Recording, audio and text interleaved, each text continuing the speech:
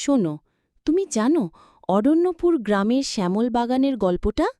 ওই পরিত্যক্ত বাগানবাড়িটা যেখানে কেউ রাতে যায় না?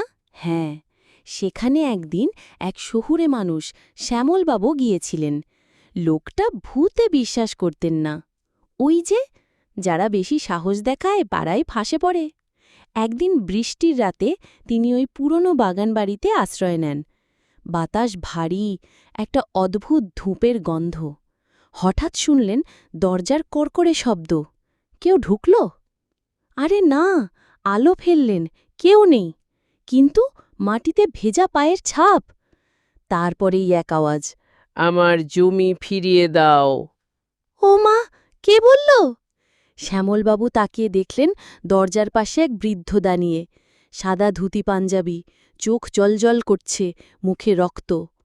ভূত, জমিদারের ভূত! ঠিক তাই, সে কাঁদতে কাঁদতে বলল, আমার আপনজনরাই আমাকে মেরে ফেলেছিল, আমি শান্তি পাই না। তারপর ধোঁয়ার মতো মিলিয়ে গেল। তারপর শ্যামলবাবু সকালে গ্রামবাসীদের সব বললেন। তদন্তে জানা গেল সত্যি জমিদারকে খুন করা হয়েছিল। শেষে শ্যামলবাবু কিছু জমি দান করে তার শেষ ইচ্ছা পূর্ণ করেন। তবু ভূতের গল্প তো শেষ নয়। না, কারণ এখনও মাঝে মাঝে লোকজন বলে বাগানের সামনে প্রদীপ জ্বলে, জমিদার বুঝিয়ে আবার কিছু চাইছেন। বন্ধুদের দেখাও। ওই ভাইরাল হতে যাই? তাহলে একটা জিনিস ভুললে চলবে না। ঠিক ধরেছ, লাইক, কমেন্ট আর শেয়ার করতে ভুলো না।